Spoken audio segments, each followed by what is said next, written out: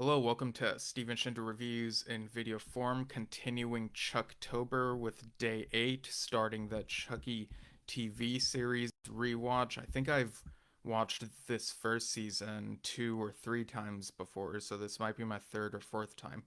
So this video is about episode 1, Death by Misadventure, which aired October 12th, 2021, and this is a Sci-Fi USA network thing. Written by Don Mancini and directed by Don Mancini, this first episode. So, this show got 3 seasons, recently got canceled. So, hashtag save Chucky, hashtag review Chucky, and hashtag review Chucky. This TV show, there was a little bit of a fear that maybe it would not go forward, maybe get overshadowed by the Child's Play remake that MGM or whoever went ahead and made without Don Mancini's involvement. And this weird idea of an AI doll named Buddy, and it's something that would have worked better if it wasn't a Child's Play movie. But it seems like that film did not do enough to overshadow the ongoing Chucky timeline. So thankfully, we did get this show. And I really like the new characters. This first episode really does focus more on the new characters. It's not until a bit later that we get familiar characters from the films. And this could have very well just been a self contained story. With Cult of Chucky having introduced the idea of multiple Chuckies, they very well could have just said, "Oh, this is another one of those Chucky dolls. It's in this town, and these people have to deal with it, and we just don't see these other familiar characters from the films." But no, like Dawn was really committed to having the overlap. So, is Chucky better than Agents of Shield? You tell me. No, no, but the cinematography is really neat. I like this orange color palette thing that it has going on for it. With the Halloween vibe and, Chucky's hair being orange, I guess. The music is more. I think still have Joseph LaDuca doing the music.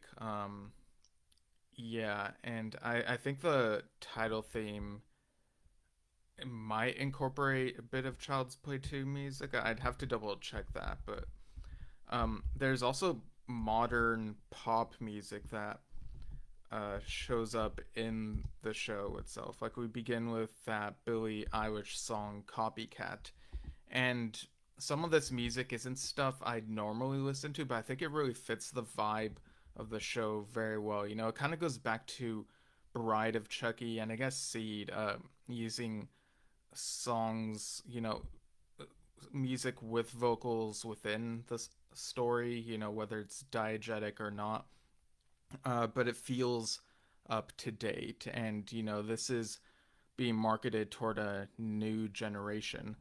And it mainly, well, we begin with one of the new characters, Jake Wheeler, played by Zachary Arthur, and he's listening to a true crime podcast done by one of the students at his school, Devin. And, he has a crush on Devin. So, yeah, this is um, a show that delves into queer identity and having romantic feelings, between one guy and another guy. Don Mancini is delving into, he's um, reaching back toward his past personal experiences, be feeling like an outcast. And here you have the father son conflict. Jake's dad doesn't like the idea of his son being gay.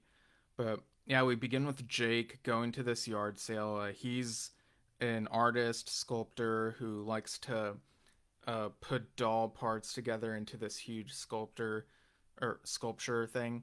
But at this yard sale, he sees a Chucky doll and he buys it. and he wants to make it part of the sculpture. And we have this interaction between him and his dad, and his dad wants him to do quote unquote normal stuff, and ask out a girl and whatnot. And they have a family dinner. His dad, Lucas Wheeler, is played by Devon Sawa, known for Final Destination and Idle Hands. I kind of wish that Devin, the one with the true crime podcast, which is titled Hack and Slash, because this takes place in Hackensack, New Jersey, which is Chucky's hometown, which we only really saw the cemetery of in Bride of Chucky. So we get a lot more of Hackensack, New Jersey in the show. But yeah, I kind of wish that Devin, the podcaster, had a different name because it's kind of confusing having Devin, that character, and these other characters played by Devon Sawa. So yeah, Sawa plays twin brothers here. So Lucas's brother Logan, he has his wife Bree and their son Junior. And Junior he's very mean. He feels like he goes back and forth between, he's mean, but there are hints of like he wants to dial it back. And that's very much what being a teenager is like. You're mean one moment and then the next you're like, hey, everything's okay type thing. So I got what the show was going for here, but Junior is dropping hints about Jake being gay, and the rest of the family is like, oh, that's fine. It's today, it's whatever. But Jake's dad is very hell bent on wanting his son to not be gay, and after the dinner, he goes and destroys his son's sculpture, which is really terrible. Wrecking your own child's art. There's a lot of work that went into it, so it's yeah. And so Jake brings the Chucky doll to school the next day. He's in high school, he's 14. Um, and Junior has this girlfriend named Lexi, and takes a picture of Jake with Chucky. He even says Chucky Cheese. So, an obscure reference to the little known arcade thing called Chucky Cheeses, where a kid can be a kid. Um, yeah, so I kind of like that they threw that little nod in. But Lexi gets this idea that, because Jake wants to sell the doll now, she gets this idea of like putting up a GoFundMe, saying that Jake is living in poverty and needs money. And during class, Miss Fairchild is the teacher there.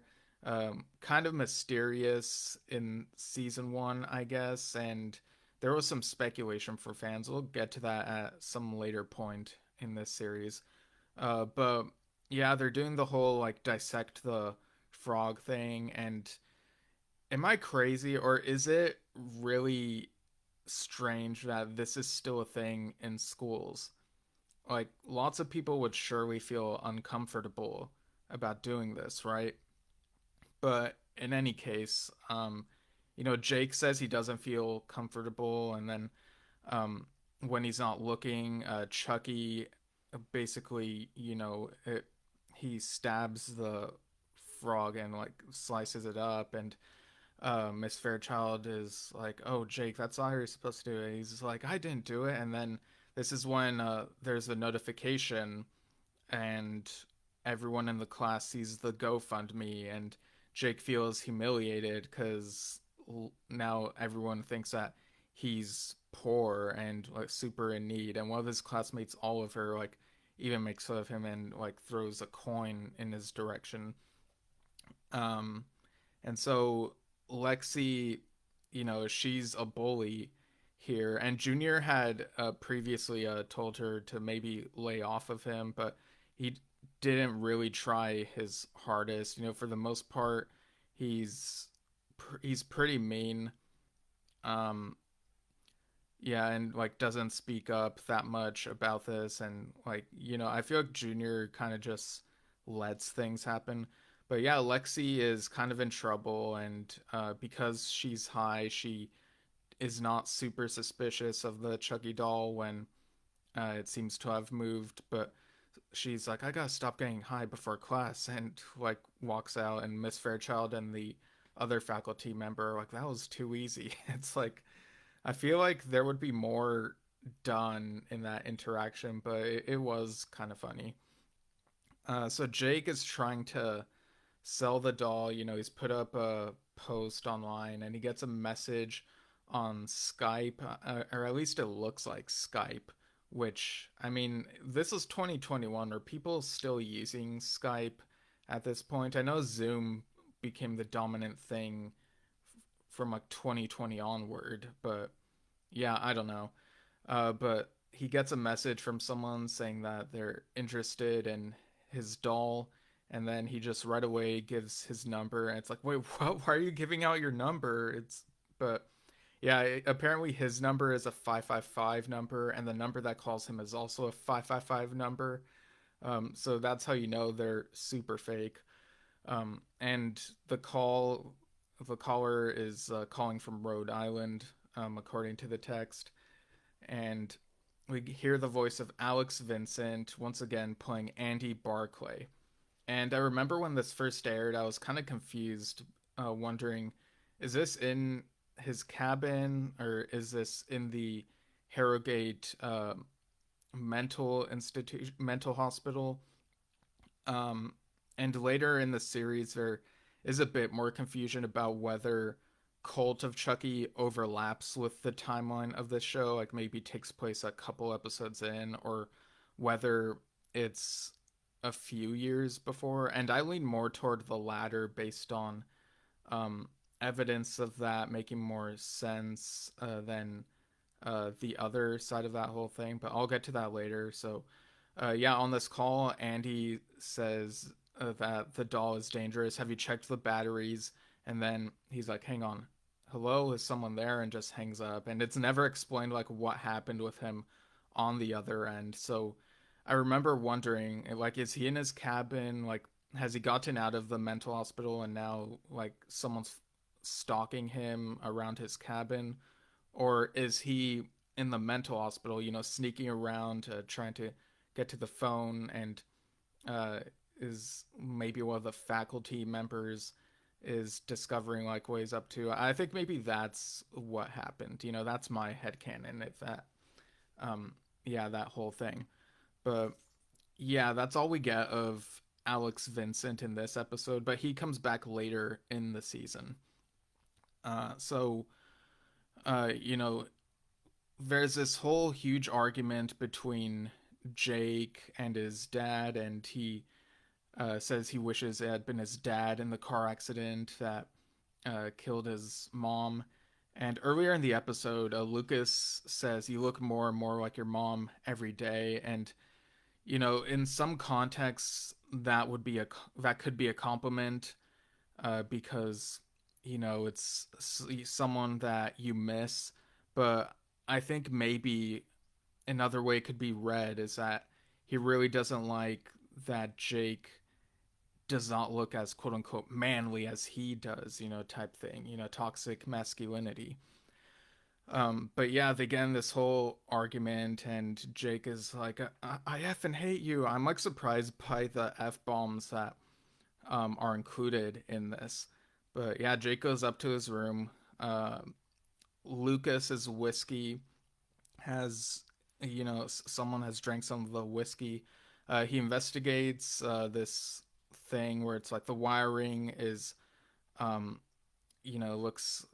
I don't know how to describe this, but basically a wire is next to a puddle of water, I think it is, and then Chucky walks over and he had drank the whiskey, and so he vomits it onto the water, and the I guess the electricity like fries the liquid, and therefore it fries Lucas. We get this whole spectacle of like electricity coursing through him, and Jake goes downstairs and discovers what's happening, and he sees that his father is now dead, and we get this nice creepy thing of with the flickering lights. We see Chucky walking up behind him, and oh, there was also this talent show that took place right before this. I almost forgot. Like this was what happened before the argument. Lexi was trying to humiliate Jake on stage, and then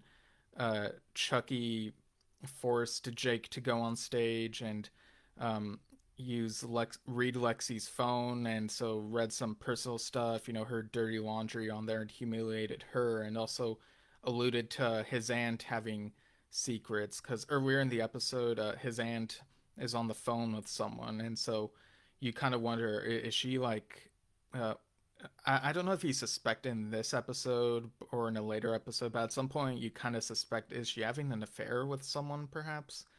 Um, or at least that's how I read it at some point. And then, yeah, so more on that later. But yeah, that was the whole thing that sparked the argument between Jake and his dad. But yeah, now his dad is dead, and Devin's mother, she's investigating this. She's law enforcement, and it seems like Jake's dad is responsible for his own death, but you can't help but have the sneaking suspicion that there's something else at play. And uh, when Jake is alone in his room, Chucky reveals himself to him, and he also, I think, ended his cat Binksy, which, I mean, after that, after losing the cat, like, I don't know why Jake would want to do anything other than destroy Chucky for that. Which, yeah, it's a nitpick I have, I guess. But yeah, Chucky's like, we killed him, Jake, and Jake's like, I didn't want him dead, and they have this back and forth type thing. Um, and yeah, I think that's how the episode ends. Oh, the so at the beginning and at the end of the episode, you get this flashback of a kid, Charles Lee Ray, around 8 years old. It looks like he's sneaking up on his mother, and then she says Charles, and it looks very Halloween esque. The beginning of the original Halloween when Michael Myers is sneaking up on his sister. But at the end, this gets recontextualized, and we see that his mother is happy to see him, and that they're all one big happy family. So it kind of subverts expectations. And yeah, we do learn a bit more about Charles's past, and some horror films in the past, like the Rob Zombie Halloween movies, for example, have done the thing of explaining too much and trying to make the slasher more sympathetic. But I feel like this show avoids that problem, and so yeah, so there will be more on that later. But yeah, this really sets the stage of like yeah, like 8 years old in 1965, I think it was. So we get a better idea of the timeline of Charles Lee Ray. Um, oh, and Devin had also asked Jake to be on his podcast, but it was to talk about bullying, and Jake got offended because he didn't want to be the poster child about bullying. He was hoping that Devin was going to ask him out or something, and there was someone else who he thought was going to ask him out, but want to talk to Junior, who set the record straight on that he has a girlfriend, Lexi. But yeah, I know I'm like kind of all over the place with the recap here, but um, yeah, I watched I guess you could say the first act of the episode after midnight last night, and then I felt tired, so I watched the rest this morning. But yeah, I think this was a really solid first episode of the series. There were very creative shots, and we're getting to know the new characters.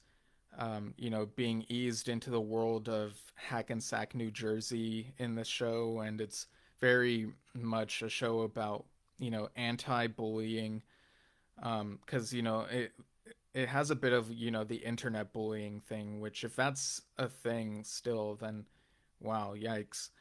Um, so yeah, the solid first episode, and yeah, I think I'd give this one a 9 out of 10. It just sets the table so well. It gets you excited and curious to know what's gonna happen next in the show. And yeah, I'm glad that I'm finally on this one. So I'll be back tomorrow talking about episode 2 of the show, which is titled, if I can just get to it, Give Me Something Good to Eat.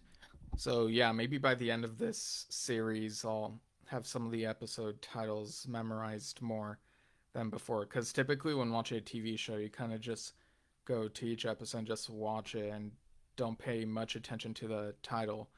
But yeah, so thanks for tuning in to Chucktober here on Steven Shinder Reviews in video form and talking about the Chucky TV series now. And I'll see you all next time.